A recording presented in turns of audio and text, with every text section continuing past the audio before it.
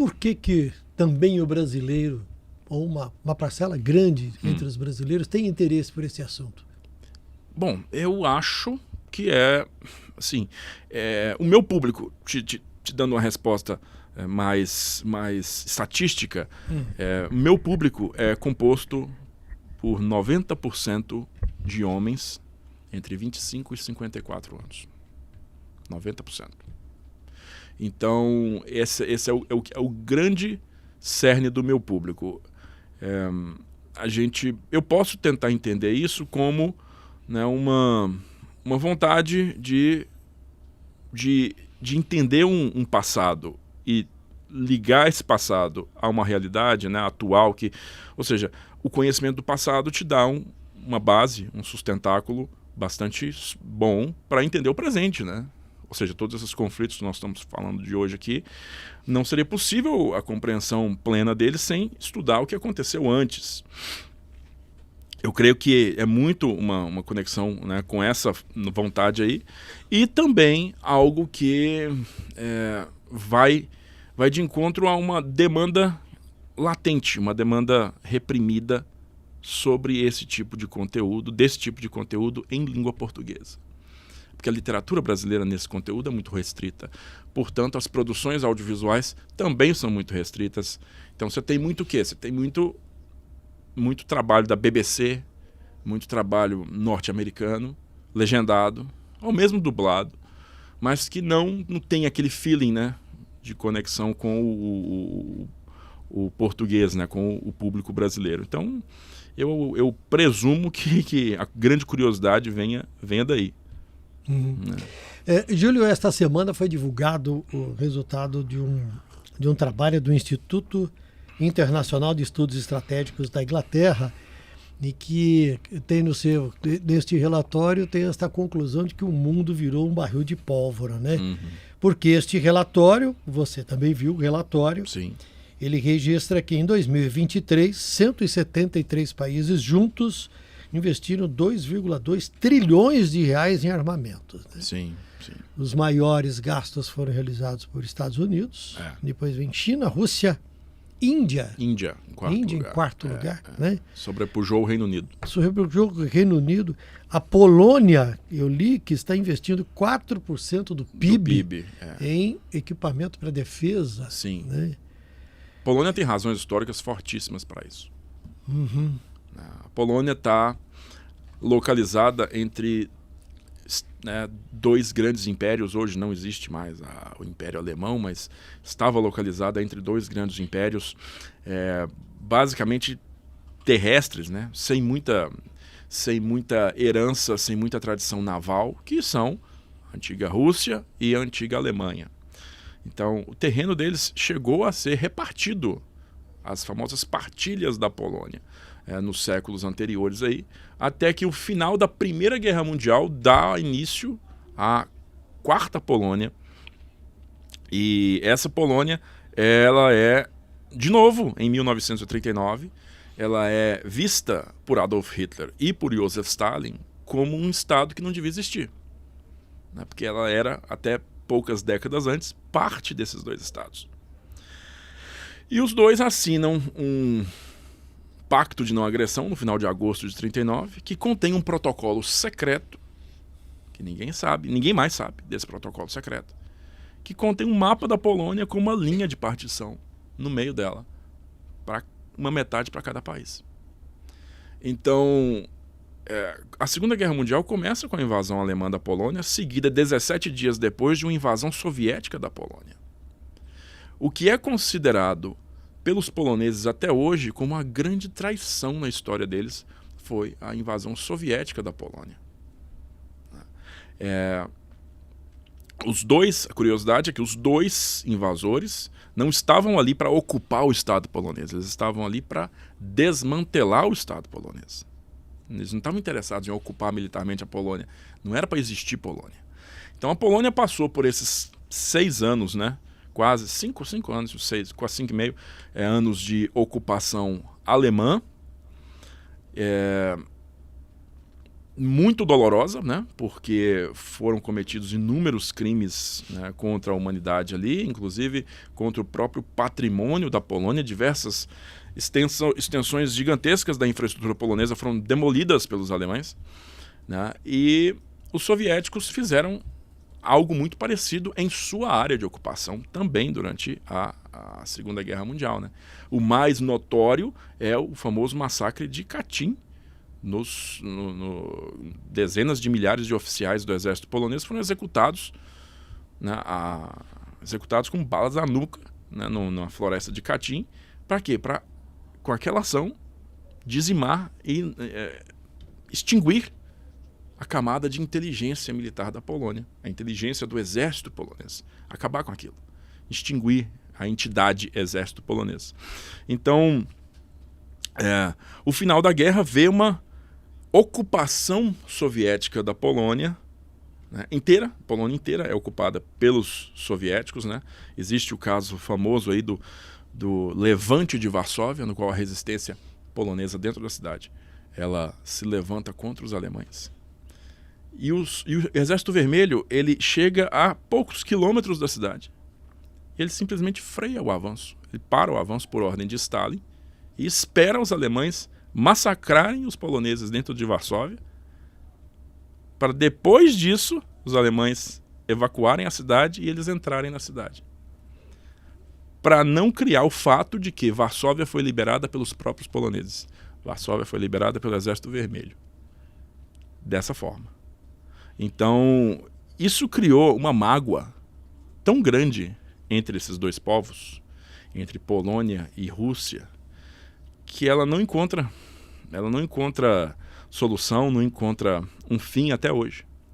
Então, a Polônia, uma vez que ela foi liberada ali do regime comunista, né, a esfera de influência soviética, em 89, ela se torna o país mais antissoviético da Europa Oriental. E até hoje ela leva em consideração com muito temor, né, essa possibilidade de um novo conflito com a Rússia. Então, por conta disso, a Polônia, hoje, na Europa Oriental, é a maior potência militar da região. Uhum. Eu estou descontando, claro, a própria Rússia.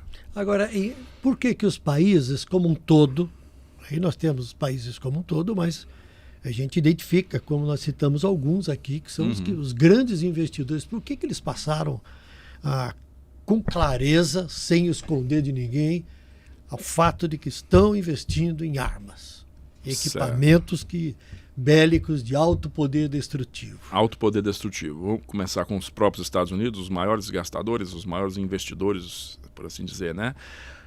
O gasto, são 15, um ranking de 15 maiores nações que gastam em defesa, né? E os Estados Unidos, sozinho, gasta mais do que os outros 14 somados. Então, é um dinheiro muito grande que a cada ano, invariavelmente, é ampliado. Eu não me lembro de um ano em que o orçamento de defesa caiu. Né? O orçamento de defesa constantemente é ampliado. E os Estados Unidos possuem uma característica que é uma característica única, né? Eu vejo assim no mundo, que é o formato e o alcance do seu conglomerado industrial de defesa. Ele criou, por conta do sistema federalista nos Estados Unidos, né, ele criou um sistema, esse conglomerado de defesa, que vai incluir a Boeing, Lockheed Martin, vai incluir a Northrop Grumman e todas essas outras grandes empresas da área de defesa, vão incluir uma cadeia logística que envolve basicamente os 50 estados. Se eles têm que construir um avião, eles vão jogar um fornecedor em cada um dos 50 estados, idealmente. O objetivo é esse. Por que isso? Porque o representante do Congresso, o congressista dos Estados Unidos, ele deve muito sua eleição a condados, né? Os condados independentes. E cada condado desse tem uma fábrica, uma pequena linha de montagem ali, uma montadora ou um fornecedor de matéria-prima para esses grandes contratos do Pentágono. E existe uma classe de lobistas que trabalham em Washington, trabalham no Capitólio, justamente com o objetivo claro, único e claro, de exercer pressão sobre os congressistas para que sempre ampliem o orçamento de defesa. Com um argumento simples: se você reduzir o orçamento, a gente fecha a fábrica nesse distrito aqui, ó, nesse condado aqui. O que vai acontecer com seus votos? Então, os congressistas são constantemente pressionados a ampliar o orçamento. Então, o orçamento ele chega a categoria estratosférica, muito por conta disso. E a renovação, né, você percebe que a renovação de meios ela é muito intensa. A renovação de aeronaves, a renovação de tanques, a renovação de embarcações, é tudo muito rápido.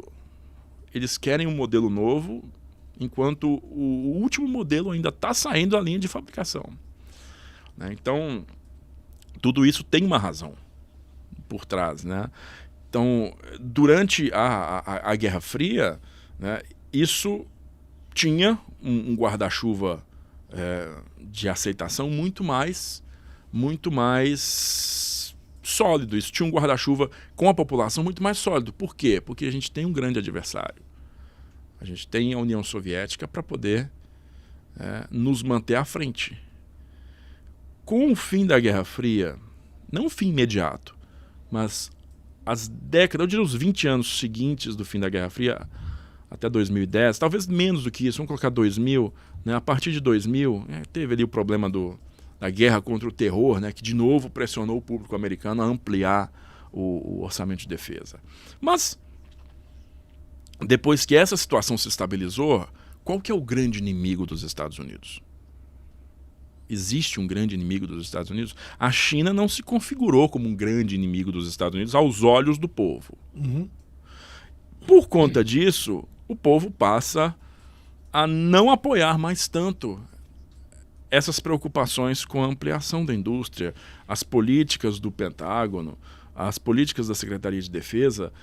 Isso se torna secundário. E esses parâmetros todos, né, eles vão se refletir na escolha dos líderes políticos.